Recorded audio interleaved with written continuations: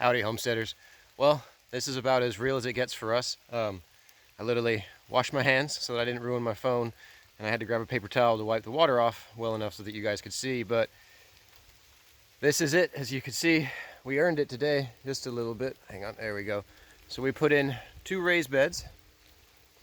Let's take a little walk around while the wife gets them planted. So this is the first one because I totally underestimated the amount of soil we need. We got one done perfectly and one not. So this is the one that's done, but it gives you guys a nice little side by side. We can see. So here's what it looks like without the soil. And let me try to talk like this. Basically, what we did here is Hugelkultur. It's a Swedish, Finnish, Norwegian, the Scandinavian-esque technique. Basically, you encapsulate in a mound of dirt various sizes of logs and other woody material that will then slowly decompose, releasing nutrients into the soil, nourishing the plants, holding water, and overall it's just like one of those win-win-win techniques. In the case of this, you can actually make a raised bed with far less soil than you would need because you fill up like half of the bed with woody material first, and then you just do a solid like 6 inches or so of soil. So let's take a closer look. So this is what we've got going on, and you can see through there, it's just a consecutive layer. It starts with larger material, logs effectively, to smaller branches, and then to fresh green pine boughs. The pine needles in the smaller branches act like kind of a mat, so then when you add the dirt, it all sits on top. It doesn't fall right down through. One of the benefits to doing this, or excuse me, I should say, the best material to use in order, you want to use more rotted logs than not. If you drop a tree and then throw it right under here, it's going to take a few years to start rotting and really get those effects. If you have one of those ones that's like really spongy, it's already soaked up a bunch of moisture, it's halfway decomposed already, those are absolutely fantastic. With that in mind, softwood tends to work better than hardwoods just because it decomposes quicker. There's the whole myth about, well, pine has so much nitrogen in it, etc., negligible after it all decomposes, etc., and whatnot. So, but everything we used, we retrieved these logs off some of the land around us. They were cut and stacked many, many years ago, so they were rotten and not really good for anything else. The siding here,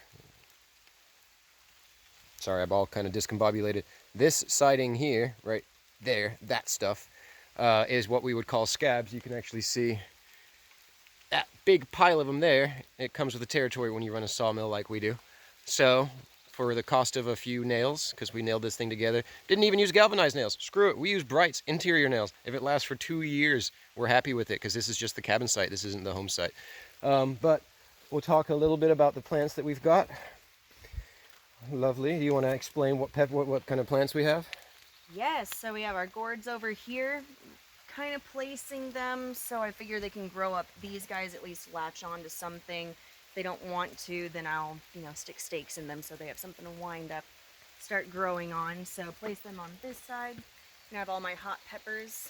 Maybe get some nice color going, attract some butterflies, dragonflies, who knows what else, but get my peppers in the middle. Sorry for the shaky camera. So I have some snacking peppers, got 2 of those guys, so just kind of snack and go. Nice little easy meal when you're out on the homestead. Pop a couple in your mouth and you're good to go. And then a couple hot peppers from the south. Gotta have my hot peppers. These are just the ones that I got from the store at the moment. I will be planting seeds once we get some more soil in these other 2 beds, including the herb garden back that way. But for now, we got some big boy tomatoes, we got some cherry tomatoes, hot peppers, lunchbox peppers, watermelon, zucchini squash, butternut squash, and yellow. So there you go, a little bit of diversity.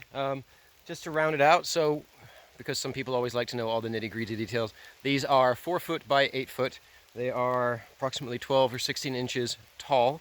You can do the math to figure out the volume. I don't care. We used 30 bags total. They were 40-pound bags, so 30 40-pound bags, 10 each, 10 topsoil, 10 cow manure, and 10 potting soil, in that order, lowest to top. So the top layer right here is that nice potting soil.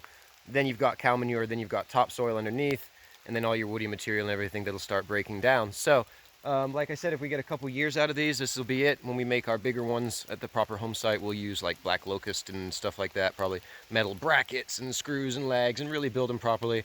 This took an hour and a half, 2 hours, and it cost, actually it took like 5 hours start to finish, because we had to build sawhorses before we could start making this. One of those homesteady things, you know, you got to do this before you can do that, before you can do that final thing, before you Every can time. actually start what you need to do. So yeah, every time. So with that being said, we're going to get to, well, no, probably go take a dip in the creek to wash off because we're filthy. But it's a really nice day for making raised beds when it's rainy as shit like this. So anyway, homesteaders, you have a good one. We'll talk to you later.